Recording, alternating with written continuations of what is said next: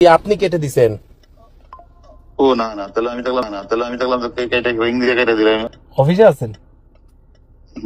তোমার ওই যে আর্মি আর্মি ব্যাগ গভর্নমেন্ট হবে তো।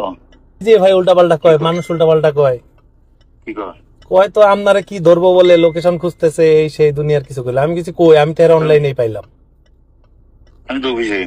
আমি তো কইছি আমি তো এর অনলাইনেই পাইলাম। কই কয় কি যে কই হেরে তো আমরা পাইতেছি না। আমি কিছু আমি তো এর অনলাইনেই পাইছি। এয়ার এয়ার কমান্ডার রাফিউ কইতেছে।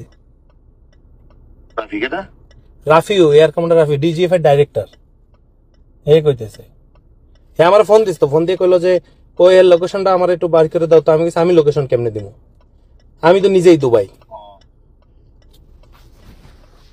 ঠিক আছে। তুমি মানে আমার কথা হলো তোমার সম্পর্কতা তুমি বলো আমাদের কথা যে আমরা আমরা কি আমরা তো সরকারের দাস, তাই না? আপনারা না, সবাই তো সরকারের দাস। সরকারি যারা চাকরি করছেন, সরকারের বাইরে যাওয়ার কি সুযোগ আছে?